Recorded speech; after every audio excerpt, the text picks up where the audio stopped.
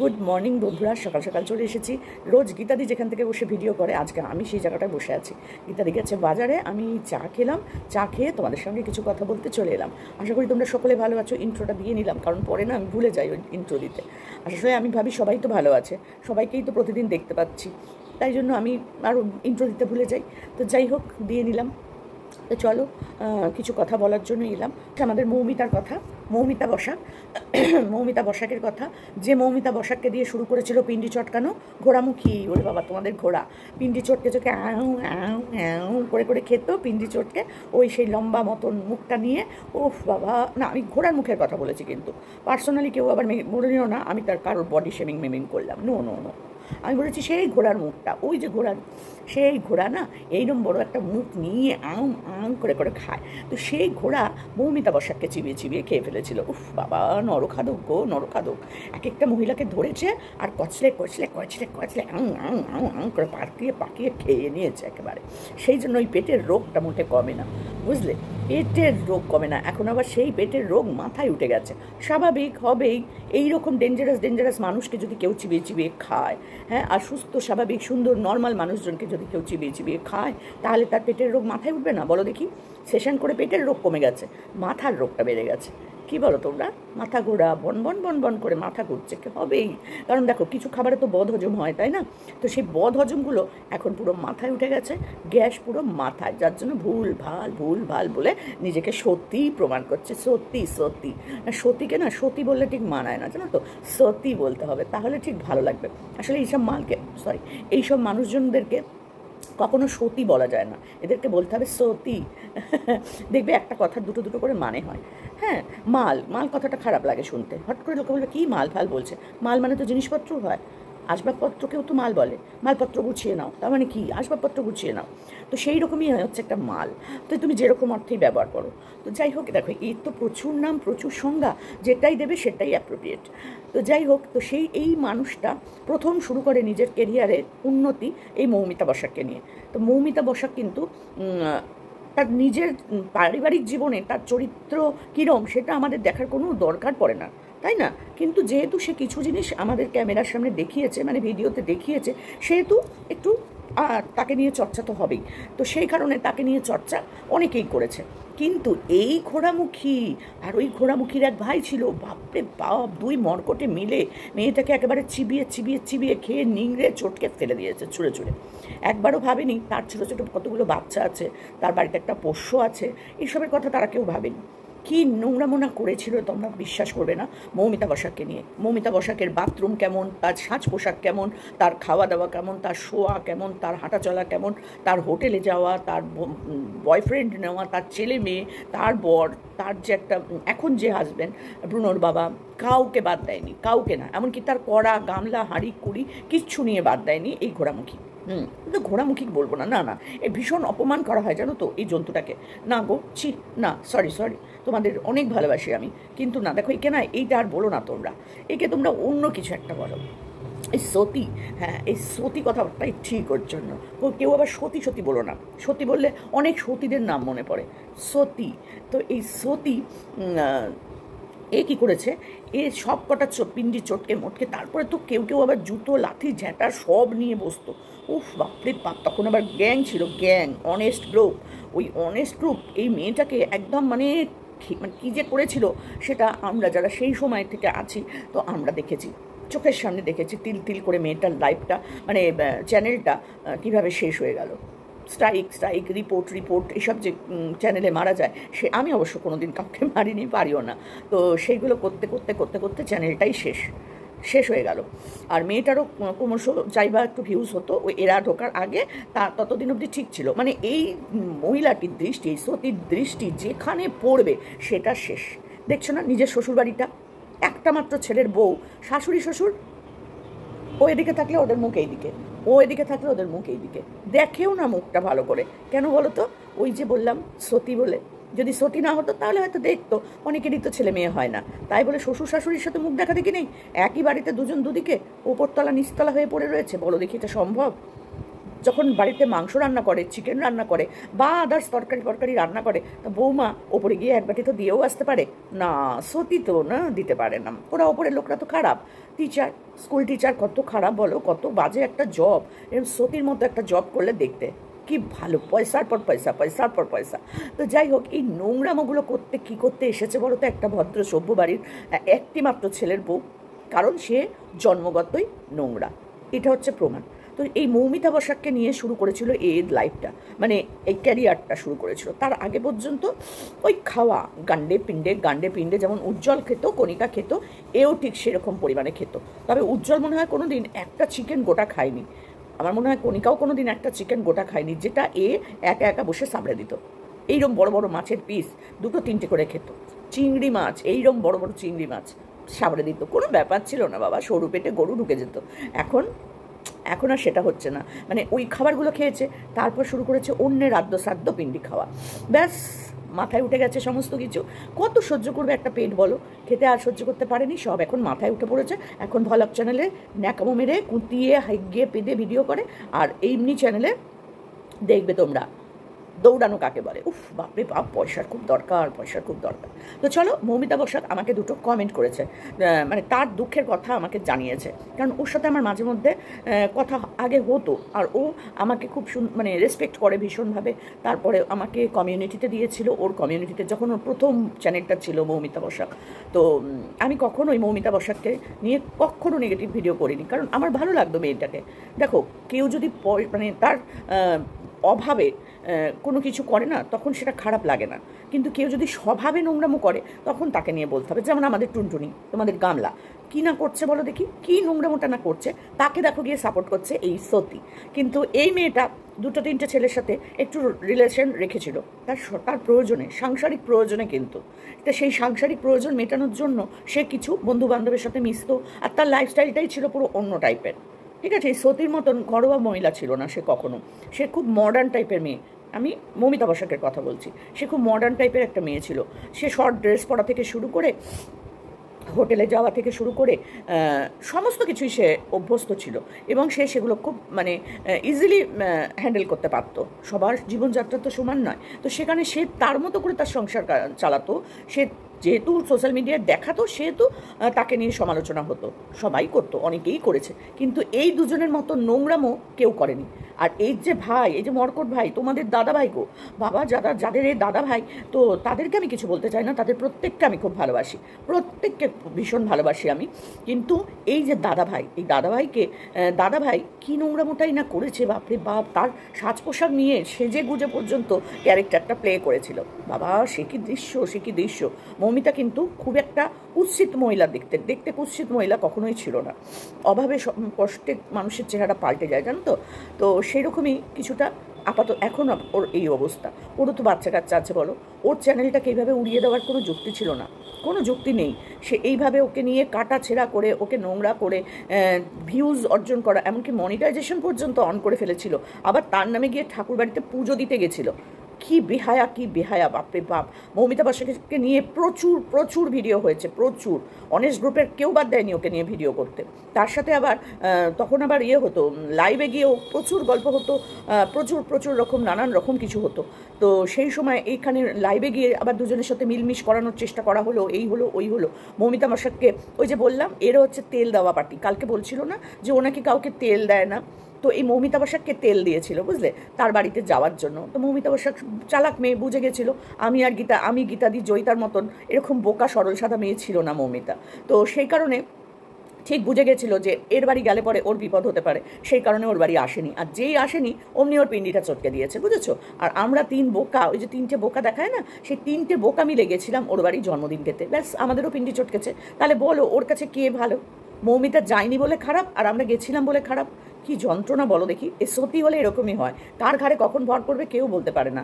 সতী না, তো সেই রকমই মৌমিতা বসাকের চ্যানেলটা ওরা উড়িয়েই দিল। এত স্ট্রাইক করলো। মৌমিতা বসাক মাঝখানে একটু কেয়া বৌদি হয়ে গেছিলো। কেয়া বৌদিকে, কেয়া মাসি তোমরা জানোই, তো সেই কেয়া বৌদিকে কিছুটা নকল করতে গেছিলো। মৌমিতা, তুমি কিছু মনে করো না, তোমার সাথে যেটা হয়েছে আমি সেটাই আজকে তুলে ধরলাম। তুমি যে কথাটা আমাকে লিখেছো, যে কমেন্টটা আমাকে করেছো, তারপরে আমি আর চুপ থাকতে পারলাম না। তোমার কথাটা আমাকে আজকে বলতেই হলো। ভিডিওটা একটু বড় হয়ে যাবে, কিছু মনে করো না। না। প্লিজ তোমরা একটু মন দিয়ে দেখো। তো চলো তোমাদের কাছে একটু পড়ে শোনাই আমাকে কি কমেন্টটাও করেছে। তো চলো তোমাদেরকে আমি একটু কমেন্টটা পড়ে শোনাই। মৌমিতা আমাকে কালকে দুটো কমেন্ট করেছে, কালকে আর আজকে দুটো কমেন্ট করেছে, এবং আমার সাথে ওর অনেকটাই কথা হয়। তো সেখানে সে অনেক কিছুই আমায় বলে, তার চ্যানেল ডিলিট করা নিয়ে, যা ডিলিট হয়ে যাওয়া নিয়ে অনেক কিছুই বলেছে। তো সবটা তো আমি তোমাদের সামনে তুলে ধরতে পারছি না, কিন্তু ওর পেছনে যেভাবে আদা জল খেয়ে লেগেছিল না এরা, তোমাদেরকে কি বলবো। সেই সময় তোমরা যারা ছিলে তারা তো জানোই। তো আবার ওর চ্যানেলটা ডিলিট হয়ে গেছে, ইউটিউব থেকে ডিলিট করে দিয়েছে। জানি না কারণটা, অবশ্য আমি সঠিক বলতে পারবো না। তো ও আমাকে পাঠিয়েছে। তো আমি বলবো যে দেখো, কেউ এইটা করে খেয়ে পড়ে বেঁচে আছে, তাকে তার খাওয়া পড়াটা বন্ধ করে দেওয়াটা আমার মনে হয় কোনো সঠিক কাজ নয়, তাই না? কেউ যদি সে যদি হোটেলে যায়, সেটা তার ব্যক্তিগত ব্যাপার। তার ব্যক্তিগত ব্যাপারটাকে তুলে নিয়ে এসে তাকে নোংরা করার অধিকার তো আমাদের নেই, তাই না? আমরা কেন করব সেটা? সে তার প্রয়োজনে হোটেলে যাচ্ছে, সে তার ভালো লাগা থেকে হোটেলে যাচ্ছে, আমরা কেন তাকে নিয়ে নোংরা কথা বলবো বলো? কিন্তু একে নিয়ে সেটা করা হয়েছিল। এ হোটেলে যেত, তাকে নিয়ে নোংরা নোংরা কথা বলা হতো, যদিও সে দেখাতো বলেই হয়েছে কথাগুলো। কিছু সময় কিছু খারাপ ড্রেসও পরেছে, কিছু মনে করো না। তো সেগুলো নিয়ে বলা হয়েছে, কিন্তু চ্যানেলটাকে রিপোর্ট মেরে মেরে ডিলিট করে দেওয়া এটা ঠিক নয়, তাই না? এটা ঠিক না, কারণ এটাতে ওর রুজি রোজগারটা হচ্ছিল। কারোর রুজি রোজগার বন্ধ করে দেওয়াটা একদম ভালো কাজ নয়। চ্যানেলে স্ট্রাইক দিয়ে তার চ্যানেল উড়িয়ে দেওয়া, এটাও আমি কোনো ভালো কাজ মনে করি না। মনেই হয় না তার মানসিকতাটা কোনো ভদ্র সভ্য মানুষের মতন। তো হ্যাঁ, যখন দেখবো প্রচণ্ড নোংরামো হচ্ছে বা আমাকে পার্সোনাল অ্যাটাক করছে, নোংরা নোংরা কথা বলছে, আমি তখন তাকে স্ট্রাইক দেবো, যেটা কণিকারা করেছে। যে এই কণিকাদেরকে নিয়ে যে নোংরামোটা করেছে, এই নোংরা সতী দালালটা, সে তাকে একটা স্ট্রাইক দিয়েছে। তাতে ওর ক্ষতি হয়নি, তাকে ওয়ার্নিংটাও দেওয়া হয়েছিল। ও মা, তাতে সে আরও বেড়ে উঠেছিল। কিন্তু মৌমিতা ওই ঘোড়ামুখীর মতন মানসিকতার মেয়ে না, সেই কারণে সেইভাবে তেড়ে ফুড়ে উঠতে পারেনি। তো আমি বলবো, মৌমিতা, এবার থেকে তুমি নিজের প্রচেষ্টা নিজে করতে শুরু করো। সব থেকে ভালো হবে সেটা। তোমাকে নিয়ে যারা নোংরা নোংরা কথা বলেছে, তোমার চ্যানেল যারা ডিলিট করিয়ে ছেড়েছে রিপোর্ট মেরে মেরে, স্ট্রাইক দিয়ে দিয়ে, তুমি তাদের নিয়ে নিজে মুখ খোলো। এবার এখন সময় হয়েছে তোমার নিজের মুখ খোলার। তুমি যে কমেন্টটা আমাকে পড়েছো, সেই কমেন্টটা আমি সবাইকে পড়ে শোনাচ্ছি। তো শোনো সেই কমেন্টটা। ও লিখেছে, সোমাদি, এই ঘোড়ামুখী নাম লিখেছে, আগেও আমাকে রিপোর্ট মেরেছে, কাল পুরোপুরি আমার চ্যানেল ডিলিট করিয়ে দিয়েছে, দুবার স্ট্রাইক মেরেছে কদিন আগেই, আমার বাচ্চাগুলোর কথা ভাবলো না। আমি জানি না এখনও তার পেছনে, মানে মৌমিতার পেছনে লেগে থাকার কি কারণ থাকতে পারে। দেখো, সত্যি কথা বলতে কি, ও কার ভিডিওতে স্ট্রাইক মারছে, কার ভিডিওতে গিয়ে রিপোর্ট করছে, এই জানা তো আমার পক্ষে সম্ভব নয়, কারোর পক্ষেই সম্ভব না। যে যাকে মারছে সেই একমাত্র বলতে পারবে যে তার চ্যানেলে রিপোর্ট মেরেছে বা তার চ্যানেলে স্ট্রাইক দিয়েছে। কিন্তু সেটাও তো ইউটিউব দেখেই তবে সেটা প্রযোজ্য করে। আমি জানি না কি কারণ সেটার পেছনে থাকতে পারে। আমাকে ও কমেন্টটা করেছে, এবং তার জন্যই আমি আজকে ভিডিওটা করতে বসেছি। যে ও তো সবে একটা নতুন চ্যানেল শুরু করে আবার ভিডিও করছিল, তো তার পেছনে নাই বা লাগার, তারও তো ছেলে মেয়ে আছে, তারও তো বাড়িতে একটা পোষ্য আছে, তাদের জন্যও তো ওর কিছু পয়সার প্রয়োজন, তার নিজের সংসারটা চালানো, তার তো মাথার উপরে কেউ নেই, তাই না? তাহলে তার পেছনে লেগে, এখনও তার পেছনে লেগে থাকার কি কারণ থাকতে পারে, আমি তো বুঝলাম না। তো আমাকেও এই কমেন্টগুলো করেছে। তো 4 ঘন্টা আগে আরও একটা করেছিল, ঘোড়ামুখী যা করলো, ভগবান ওর কি হাল করবে, পুরো ইউটিউবের দুনিয়া দেখবে। আর আগেও রিপোর্ট মেরেছিল, চিন্তা করো। রিপোর্ট মেরে মেরে তুই অন্যের চ্যানেল নষ্ট করছিস, আর তুই ভাবছিস তোর চ্যানেলটা গড়গড়িয়ে ওপর দিকে উঠে যাবে। কেন? এই মেয়েটার চোখের জলের কোনো দাম নেই, কোনো মূল্য নেই? আছে তো, সেও তো এখানে ভিডিও করতেই এসছে। আচ্ছা, ওটাই পুরোপুরিটা পড়ে দিচ্ছি। ঘোড়ামুখী যা করলো, ভগবান ওর কি হাল করবে, পুরো ইউটিউব দুনিয়া দেখবে। আর আগেও রিপোর্ট মারা ছিল, আর এইবার পুরো রিমুভ করে ছাড়লো।